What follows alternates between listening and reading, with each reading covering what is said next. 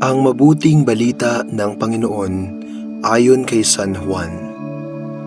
Noong panahong iyon, sinabi ni Jesus sa kanyang mga alagad, "Marami pa akong sasabihin sa inyo, ngunit hindi pa ninyo kayang unawain ngayon.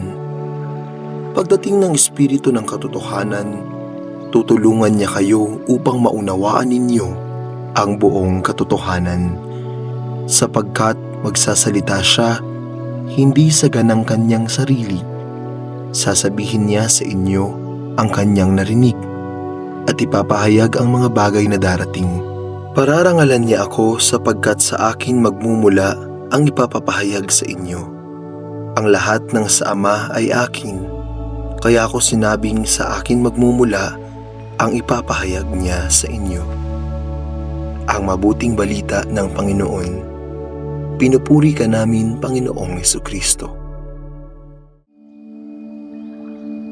Marami pa akong sasabihin sa inyo, ngunit hindi pa ninyo kayang unawain ngayon. Madalas nating hinahanap ang dakilang kalooban ng Diyos sa malalaking pangyayari. Ang totoo, mas madalas at mas karaniwang nahahayag ang pagkilos ng Diyos sa tahimik at ordinaryong bahagi ng ating buhay. Ang mensahe ng mahal na Birhen ng Fatima ay isang paalaala na kahit sa isang maliit na bayan, sa 3 batang pastol, ipinahayag ng Diyos ang kanyang panawagan sa mundo. Isang panawagan ng panalangin, pagsisisi at pagbabalik loob. Sa parehong paraan, sa ating pang-araw-araw na buhay, maaring ginagamit ng Diyos ang maliliit na bagay upang hubugin tayo at ihanda sa mas malaking misyon.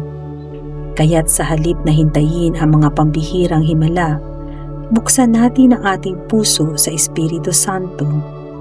Sa bawat simpleng gawain, sa bawat hamon, at sa bawat panalangin, nariyan ang Diyos, naghahayag ng kanyang kalooban at patuloy tayong ginagabayan sa landas ng kabanalan.